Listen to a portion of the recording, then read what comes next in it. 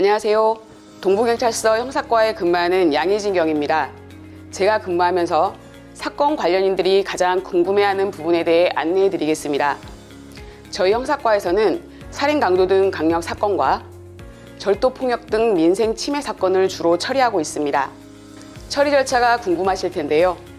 피해 신고가 접수되면 가장 먼저 피해자와 관계인 등의 진술을 청취하고 현장 감식과 CCTV 확보 등을 통해 증거를 수집한 후에 가해자를 조사하여 범죄 혐의가 인정될 경우 재판 준비를 위해 모든 사건 기록은 검찰로 송부하고 있습니다. 가해자의 범죄 혐의를 입증하기 위해선 증거가 필요하고 증거 수집에 있어 현장 확보가 무엇보다 중요한 만큼 피해가 발생할 경우 당황하지 말고 현장을 우선 보존하고 상황에 따라 블랙박스 영상 자료나 병원 진단서 등 자료를 제출해 주시면 사건을 더욱더 신속하고 정확하게 처리할 수 있습니다. 다음으로 반의사 불벌죄라는 말을 들어보셨을 겁니다. 반의사 불벌죄는 피해자의 의사에 반하여 가해자를 처벌할 수 없는 범죄를 말하고 대표적인 범죄로는 폭행, 협박, 과실치상, 명예훼손죄 등이 있는데요. 해당 범죄의 경우에는 신고가 접수되더라도 피해자가 처벌을 원하지 않으면 사건은 그대로 종결하게 됩니다. 그런데 간혹 상해 사건의 경우에도 합의가 되어 처벌을 원하지 않는 분들이 계시는데요.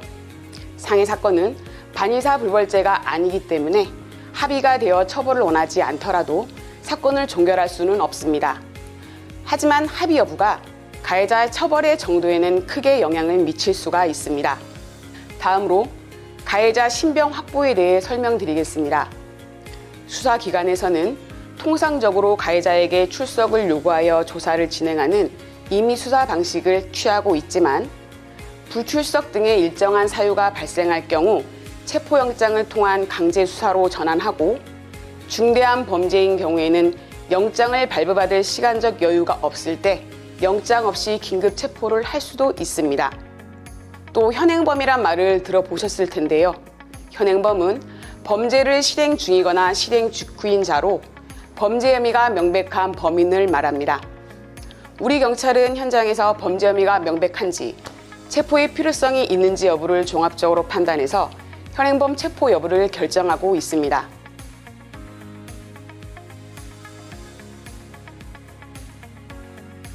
마지막으로 범죄 피해 회복 방안에 대해 말씀드리겠습니다.